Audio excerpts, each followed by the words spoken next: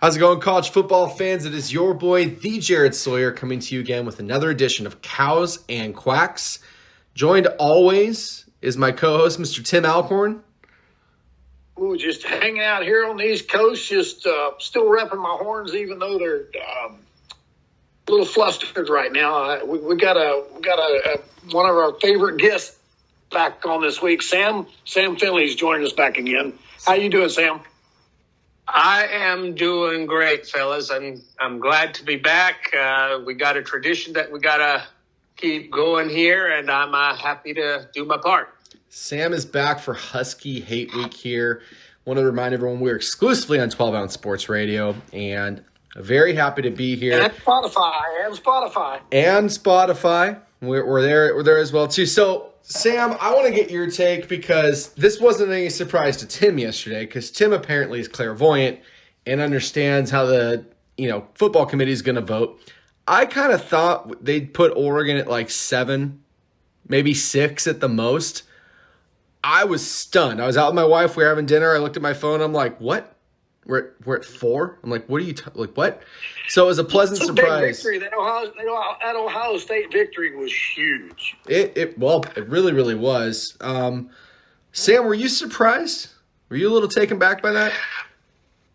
The only thing I was taken back by was I thought that I honestly thought Oregon would be ranked higher in that poll than they were in the AP and coaches. Yeah. But I thought they'd be like 5th, and they'd have to, and you'd be counting on either Michigan State or Ohio State to slip on the banana. Well, they would have. They will when they play each other, obviously.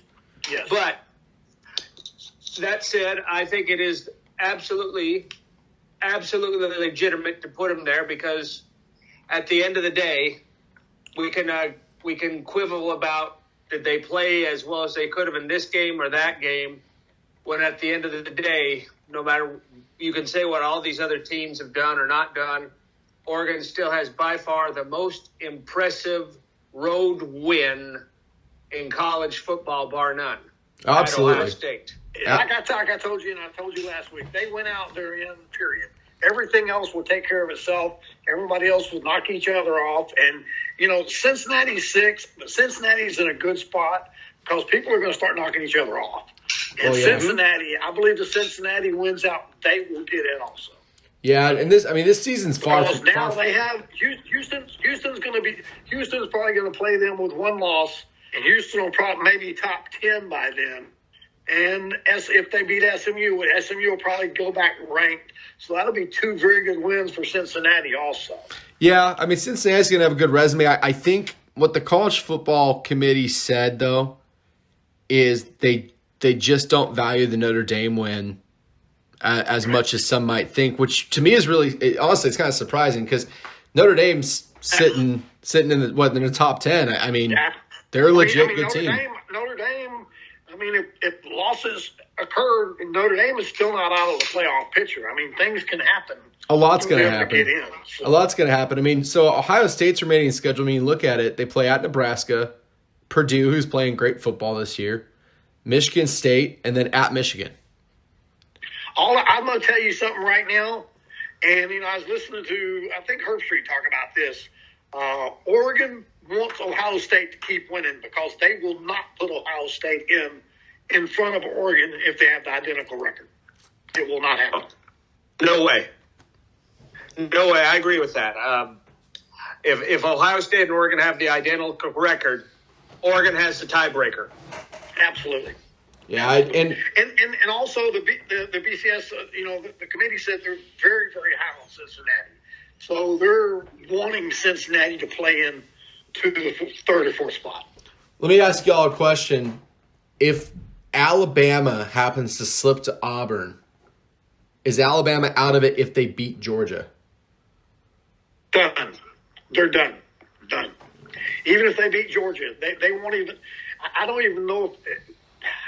I'll have to look at will they even. If Auburn beats them, Auburn's going to win the West. Wait a minute here. Yeah. Now you're making. All right. I'm going to go look because I want to know this now because that you just hit on something I guess I hadn't even paid attention to. Yeah, Auburn's sitting in second in the SEC West.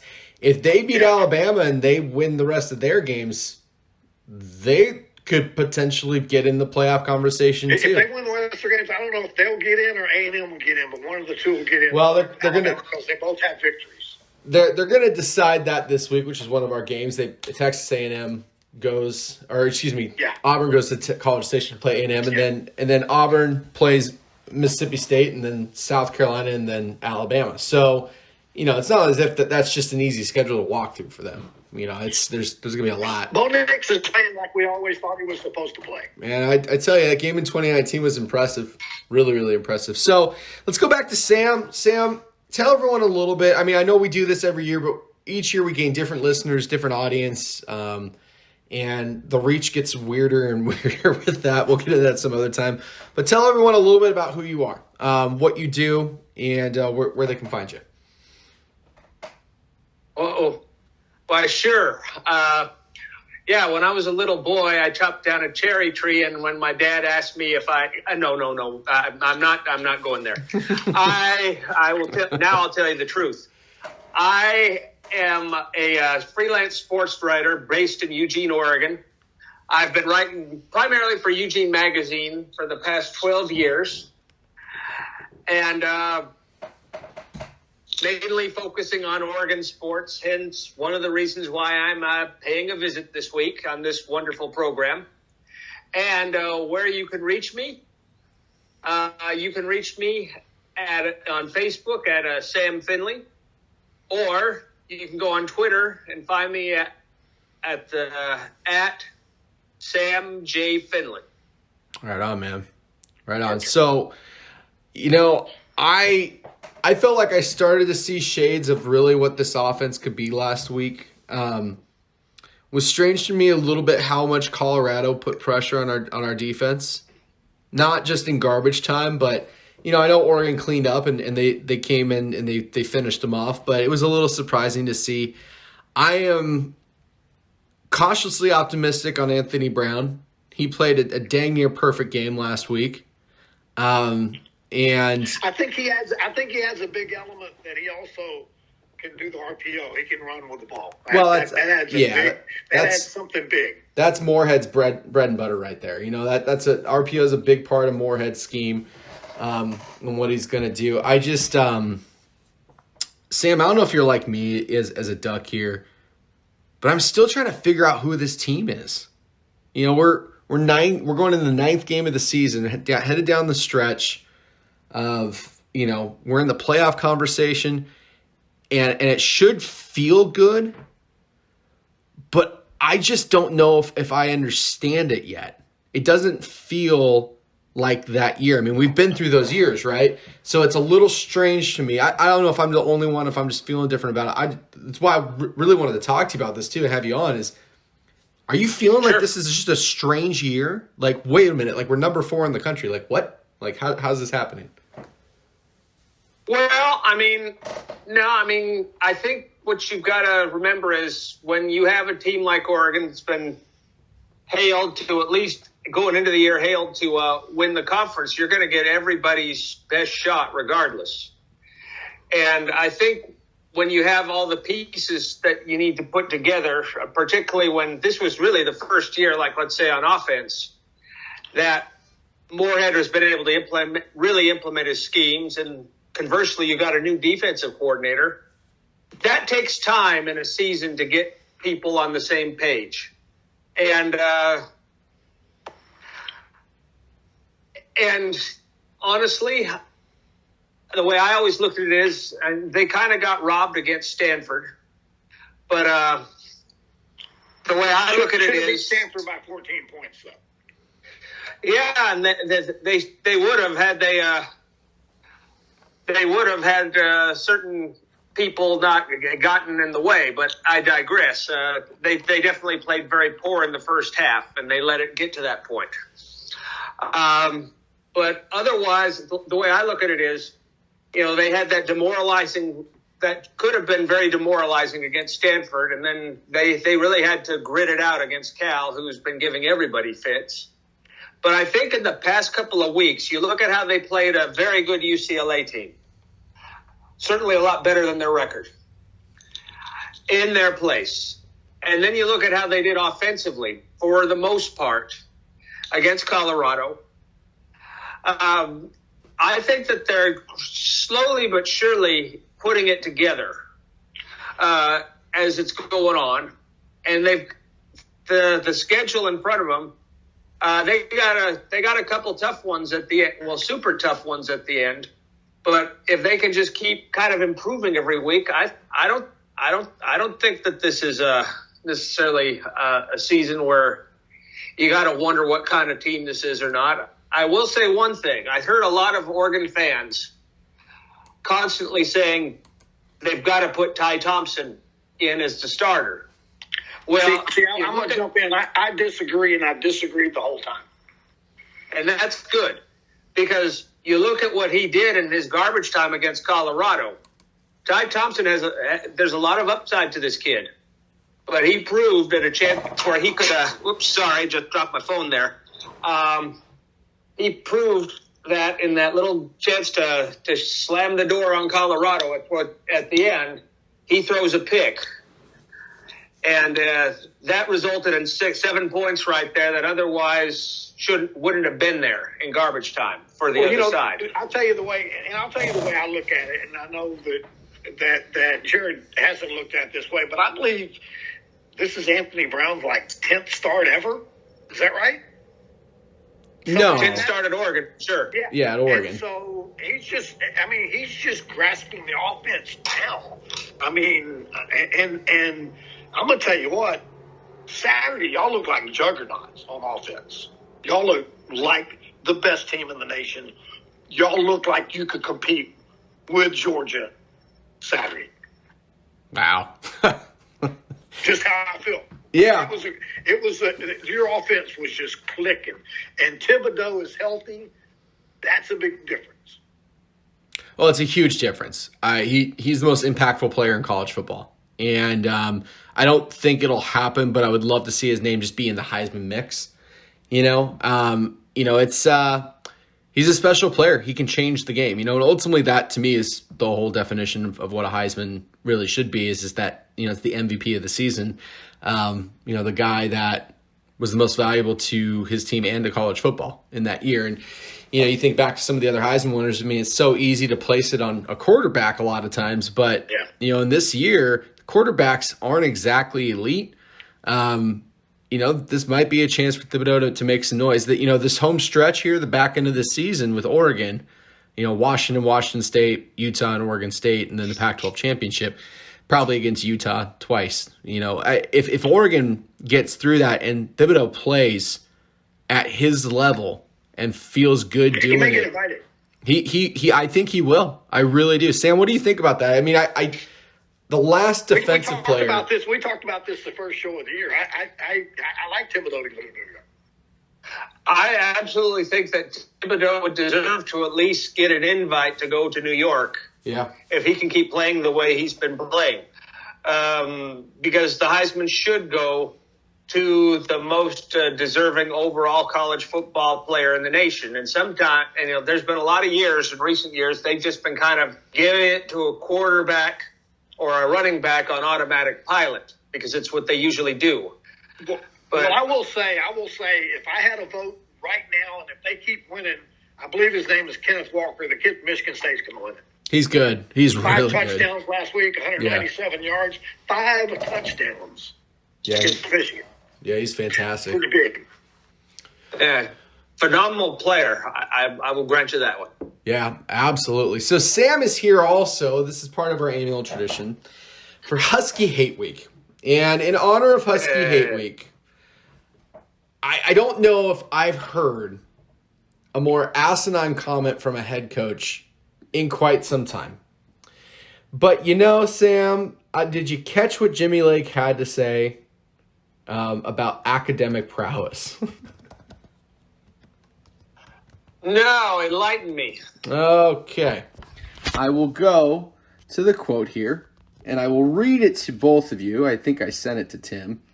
And I will give you the full scoop here of exactly what Mr. Jimmy Lake decided to just run his mouth and randomly say here a couple nights ago. I'm surprised you must not have been on Twitter lately because this has definitely been part of it. But according to Adam Rittenberg, the quote goes, and he was being asked in an interview about recruiting and do you view Oregon as a rival in your recruiting? How is that? And he goes, it's way more pumped up than it is. Our battles are really the schools that we go against have academic prowess, like the University of Washington, Notre Dame, and other various schools. So he basically said Oregon's dumb.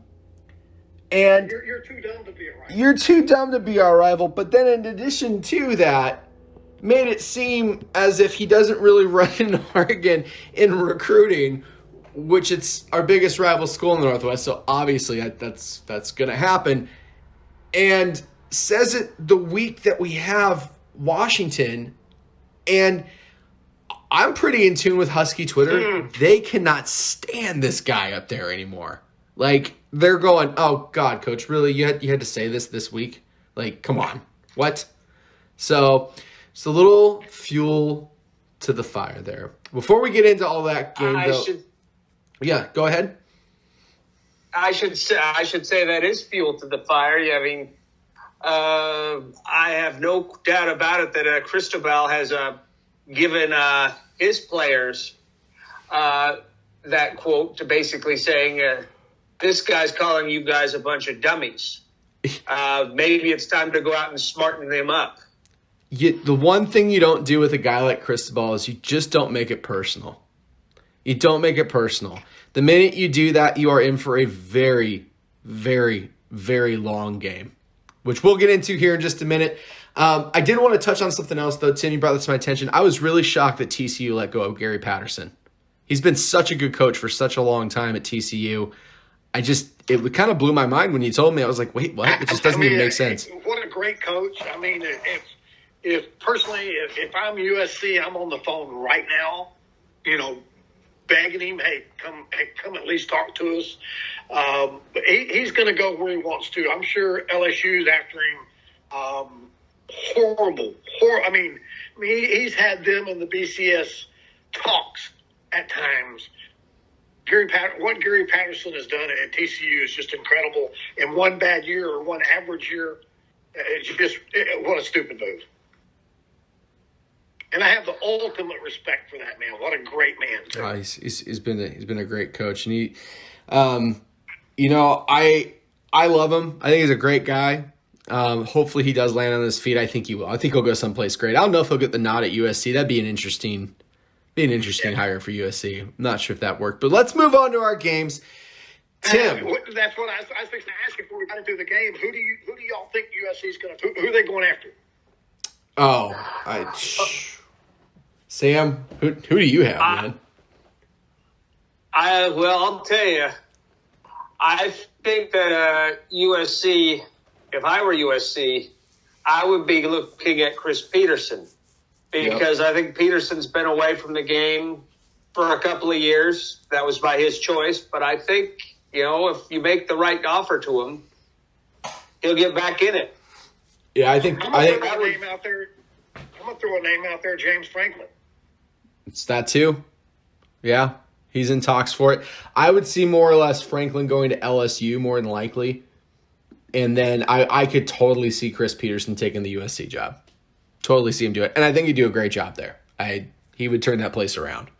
I don't know if he would get them to the place that USC fans, remember when Pete Carroll was there. But I think this Coach Pete would definitely get him into the conversation for a conference championship consistently.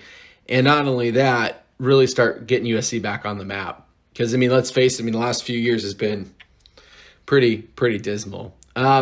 A season that's gone dismal, but there's still hope. Tim, talk to me about your Texas Longhorns playing at Iowa State here. We just can't finish games. It's was a problem under Herman. It's a problem under Sark. And, I do understand it's a process, and I understand that Sark needs to get his people in. Have his quarterback in. He's got to recruit some people. But at this point, honestly, I'm hoping for a bowl game, and I'm just being realistic there. And I don't see them beating Iowa State. I see Iowa State winning by 10. I got a 41-31 Iowa State victory. When was the last time Texas lost 4 games in a row? I don't know, but it may happen. I don't have any animosity towards Texas. I've never been a fan, but since we've been doing the show, I pay a lot more attention to them, and I can't remember. And the frustrating thing about Texas for me, the really frustrating thing is they have really good players. It's not as if they're a bad team. They're just simply not coming together the way they need to be, especially at this point of the season. We've lost 5 games in the last 2 years, leading in the fourth quarter. That's the most in college football. That's sad. That's just wild. That's just absolutely wild. Sam, who do you like in this game? I know you watch a lot of college football as well. Who are you thinking is going to take this one? Yeah, I would like to. I think Tim is basically right about the state of Texas football right now. They definitely have a lot of good players, if you played if a football was a 2-quarter game, they'd be undefeated right now. But we play 4 quarters, and they're not quite finishing. I see a game where Texas will give the Cyclones a run for their money for maybe 2 or 3 quarters, but in the end, I think we're looking at maybe like 45-31 Iowa State. Wow, it's making me nervous to take Iowa State also. I don't know if we've had that before with Texas. I still call me crazy. I still believe in this team. They have great athletes. Seriously, really incredible athletes that I've watched make some insane plays. But scheme beats talent. Iowa State's going to want this more than Texas, and I honestly think that's the difference in this game. I have Iowa State winning 42-35. I want to see Texas get it back together. It's just Iowa State's going to be raring to play Texas this week. Also, some breaking news that come out either yesterday or this morning. Joshua Moore, our senior receiver, and Sark got into a physical battle, and I think Joshua Moore is off the team. Wow. That's good Lord. That's never a good sign. They got into an altercation. I don't know if it's physical, but I think it might have been. Yeah, man. You can't get in a fight with your head coach.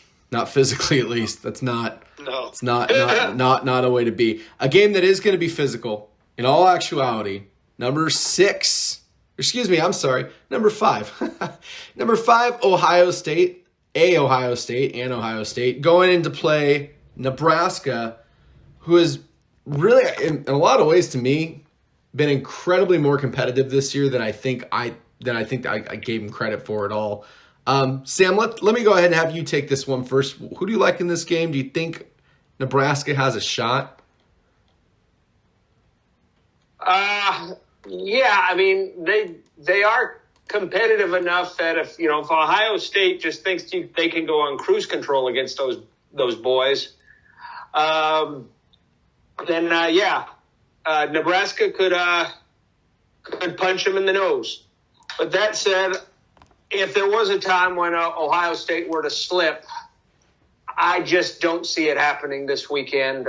I think that will probably happen is Nebraska will give Ohio State their best shot, but in the end, Buckeyes will take it like 35-21. Yeah, the way I see it is, Stroud's playing. Stroud needs to be considered going to New York too. He's playing hell of a ball. He's running that team right, and I believe that Nebraska will be good and they'll compete for the first half. But the wave of talent, Ohio State will just be too much. I got a 41-21 victory. Yeah, I'm looking at Nebraska's losses. If you don't take into account Illinois, okay, because that to me was kind of a fluky game for them. They played Oklahoma very tough. They played Michigan State very, very tough. Okay? They lost to Oklahoma by 7. They lost to Michigan State and at Oklahoma. I mean, so they went into it and lost, and they lost by a combined 10 points. Okay? And then they go on this skid where they lose to Michigan by 3, and they lose to Minnesota by 7, and they lose to Purdue by 5. They're so stinking close. It's almost comical. And I feel bad for Frost. I don't like Frost. I don't. Sam and I might differ on this, but I don't like Coach Frost. But I do feel bad for him in this case. I think the Buckeyes win. They are the better team by far, but I would not be shocked if they only beat them by 7 points. So that's why I'm going to take it 41 to 36, 35, something like that, 34. Somewhere in that range. I feel like this will be closer than people think, but Nebraska just doesn't have it to take them down. Okay, and Jared, Sam, I got something totally off because you mentioned Oklahoma. Was y'all both kind of shocked they're only 8?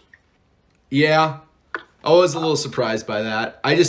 So for Oklahoma, I think the biggest feather in their cap to date really is you guys. Well, they beat everybody in front of them, and that's all they can do.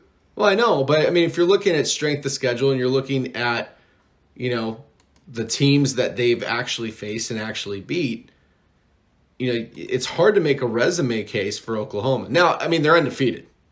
So there's that, right? But you have to read between the lines with what the committee's saying without saying it a lot of times. And what they're saying is they look at their schedule and being 9-0, their only ranked win was against Texas. And Texas is and their problem is they played shitty in every game. And Texas is having a tough time right now. So what they're saying, and I hate to say it like this, they value Oregon's win over Ohio State enough to put them in, and they don't value any of Texas wins enough to put them in at this point.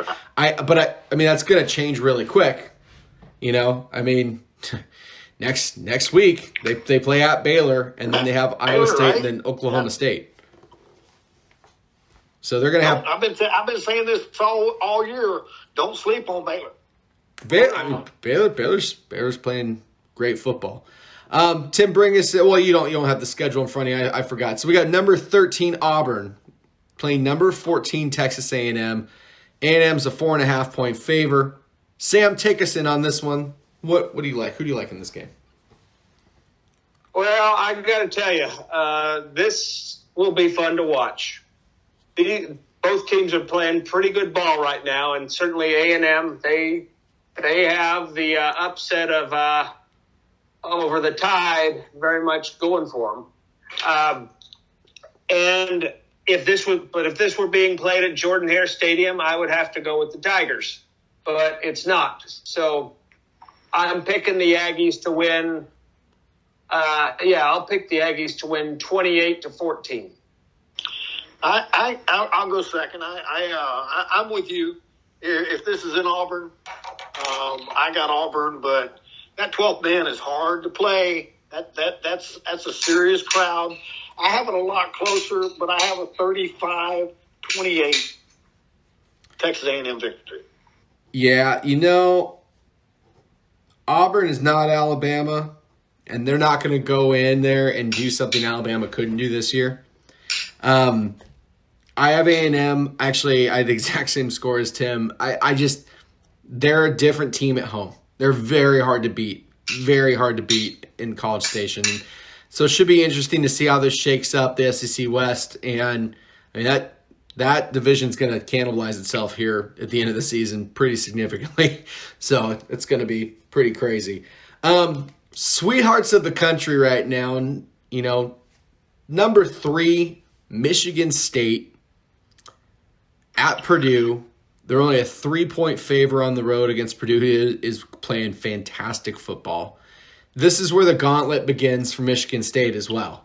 And they have a lot they got to get through to get to it. I was talking to a buddy of mine He's a huge Michigan State fan, alumni. And I asked him about this because, they've been in the playoff before. And he goes, honestly, I can't even think about that. We play at Purdue. We have Ohio State and Penn State to finish the season. Yeah. And he's right. There's a lot of hurdles in front of him. Who do you guys like in this game? I'll go first on this one. I'm a big believer in Kenneth Walker. I believe that isn't that his name? Yeah, Kenneth Walker the third. Yeah, I'm a big believer, and I'm a big believer in Michigan State. I tell you what, I text you, Michigan was rolling. Then all of a sudden, Michigan State scores 2 touchdowns with two-point conversions to tie the game and then win it. Amazing, just amazing. I believe their running game is too much. I got a close game, but I got a 37-31 Michigan State victory. How about you, Sam? I'm going to say Michigan State 28, Purdue 24. The Boilermakers are definitely playing good ball and all this, but I just don't see this as the week where the Spartans take a slip. No, I can't see it. I think Purdue's a tough team. I do think this will be a low-scoring game. I wrote down 21-17. I think that Michigan State covers, but I think this is a very typical take-a-nap Big Ten football game. But and I don't know if Michigan State can win out because that's a tough schedule. That is tough. That team I saw Saturday, especially in the second half, they could compete with anybody. Absolutely. What a great team there. So, for those of you that listen to us out on the East Coast, out here west, we have what's called Husky Hate Week. They are our neighbors to the north, the Purple people eater machine up there in Seattle. And throughout the years, we have exchanged, I don't know, Sam, you can correct me, well over maybe 100 different jabs at each other. And story upon story from different generations. And Jimmy Lake's latest comments just in a long line of everything. I love Husky Hate Week. And the reason why I love Husky Hate Week is for an Oregon fan, and I know you'll identify with this, there's just this deep-seated hatred for your next door neighbor, right? Growing up in Portland, all you hear about is how great Seattle is. All you ever hear about is how awesome Seattle is. Hey, you should watch the Seahawks. You should be a Mariners fan because Portland doesn't have MLB or NFL. Hey, you should support those teams. And when the Sonics leave town, no one supports the Blazers in Seattle. And so you get this rivalry. You have all these years of Washington. I mean, just the arrogance in their program. Their fight song is called Bow Down to Washington, for crying out loud. Their uniform has a little triangle that signifies dominating the Northwest. And then their coach has the audacity to say they're going to continue to dominate recruiting in the Pac-12. And, Sam, I think back to 2018 and what a punch in the face that game was. And how just this rivalry is so deep. And it's probably one of the better ones across the country as far as how vicious this is. This isn't necessarily a friendly rivalry. What's been your experience, not only just in media, but, growing up in this rivalry too? What are some of the stuff that you remember from this? I'll tell you what, you got to understand something. I grew up in the Seattle area. I'm definitely a loyal Seahawks fan, loyal Mariners fan. In the latter case, boy, that really builds character. But I digress. I was never, ever a Husky. My mother and her father, my grandfather, they went to Washington State, and my dad. He went to the University of Oregon Law School. And, while after 25 years of marriage, I think that a duck and the cougar, after a while, they just couldn't stay together. The one thing that was a because there was no purple and gold allowed in that house. And this is in Huskyville. So I came into this rivalry I always saw these people at the UW as arrogant, smug. There's a bunch of other words I could say, but it's probably not fit for family airing. So when Oregon finally, in 1994, they really popped UW on the nose with the pick from Kenny Wheaton, and then followed it up throughout the years with win after win after win. Aside from that little those hiccup years of 2016, 2017, it's just fun to listen to UW saying, "Oh, we're still so much better. Oh, we're still so much better." And then the little card they love to play is, "Oh, we won a national championship and you haven't." Well, yeah, we've won major bowl games, a lot more major bowl games in years where people don't have tape decks in their cars. So you can go. There's several ways. And last I checked too was the University of Washington has never, in their illustrious history, they've never had a Heisman Trophy winner. No, and they have one unclaimed national championship in the '60s. Their one in '91 was shared with the coaches poll. With Miami. The AP poll was Miami, and Coach Cristobal played on that team. So there you go. Bob's your uncle. So I'm gonna take this first because I want y'all taking it last, I'll talk about your rivalry real quick. I didn't understand what big a rivalry it was until we started doing the show, and it's a rivalry that people need to start paying attention to because there's some serious hate on both sides. It's serious.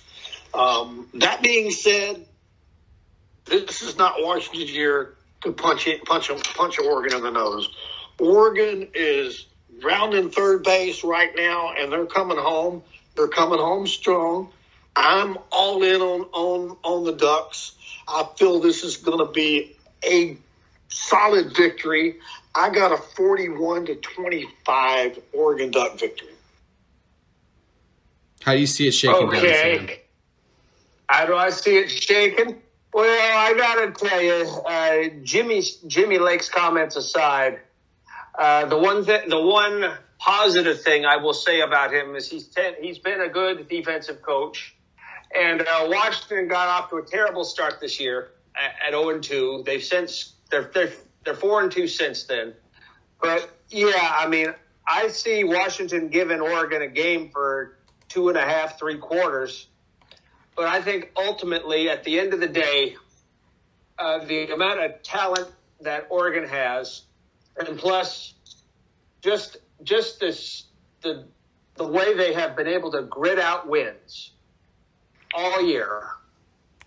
And you just look at, and getting back to what we were talking about earlier, the one thing you've got to also remember about Oregon is every week there's been an injury here and an injury there, but they take their hit in the ribs and they keep going. And I just think that right now, I think that after the last couple of weeks, they're finally getting some footing. They should be getting some other guys back in the next couple of weeks and perhaps this week too. I just see at the end of the day, I think that Travis Dye will find ways to run some holes in that defense. I think Kayvon, we've touched on it earlier. He's just playing in very fine form. I think he'll rise to the challenge. I ultimately see a fist fight that's going to get won 35-17 Ducks. Well, and I'm going to say this. Mark my words, and hey, if I'm wrong, I'll admit I'm wrong.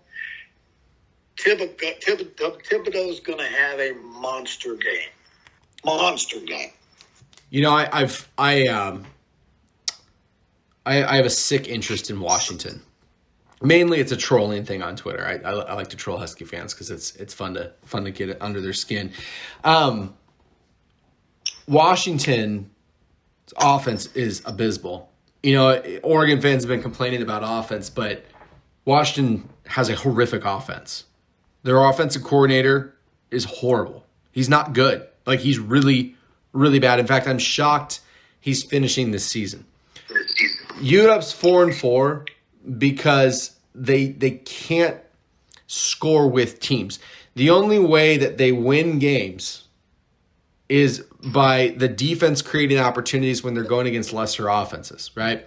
Oregon has the best defense in the conference, and from what I saw Saturday, they might have the best offense as well. If they come out and they keep playing that way, and I really believe they do, this team tends to play down to their opponents, but when they have a big game, and this is a big game, Cristobal will have these guys ready for this game. He understands this game. He understands how important this game is. Oregon's going to come out, and I think they're coming out with their hair on fire. Not that the Huskies are not going to put up a fight, but I think this gets settled in mid-third quarter, and I wrote down 38-17, pretty close to you, Sam. I don't see this Washington team making this a fourth quarter game. I just don't. I don't think they have the firepower this year. You know, a couple years ago in Seattle when they had Eason, he was a decent quarterback. They had some really good receivers that have since moved on. Their defensive was fantastic then, remnants of the Peterson guys. But Washington's just not the same right now. They're just not. And they're going against a team that's been very well battle tested, and they've played their toughest games on the road this year in the shoe at UCLA and have come out victorious. They're going to take care of business Saturday. I'm just happy to continue this win streak. You know, I had a couple years off there where UW got the best of us, but now we're back. I mean, that's a 3 in a row. That's fantastic, man. A couple things before we check. Out. How'd you like that Houston call? My upset alert last week. You nailed it. Good way to end with a kickoff return for a touchdown. That's just ridiculous. This is the most ridiculous thing I've seen in a Very long. straight finish. Wow. Houston's the real deal. Houston's good. I'm glad I grew up there. I always root for them. I'm gonna give you before we get through. I'm gonna give you a upset alert. I don't know if it'll happen, but North Carolina over Wake Forest. Wake Forest is good. Don't think that Wake Forest is not good. They got a hell of an offense. I was just about to bring that up, dude. It's so ridiculous. I was actually looking at Wake Forest's schedule. You know, we all kind of thought UNC would be really good this year. It just hasn't panned out. Is this Sam Howell just hadn't played like he's supposed to. Is this the game they wake up and they just terrorize Wake Forest? I mean, Wake Forest won like 58-3 last week. I mean, Wake Forest is not bad. I mean, they're 8-0, aren't they? They're 8-0. They're first in the ACC. Crazy. Yeah. Wake Forest. Didn't see that on my bingo card. Didn't see that at all.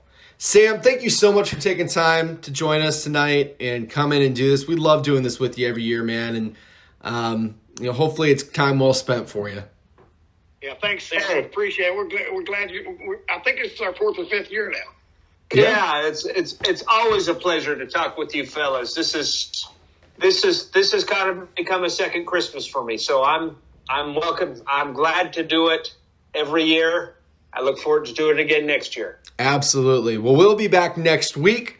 More games to call, more stuff to go over. But until then, adios, amigo.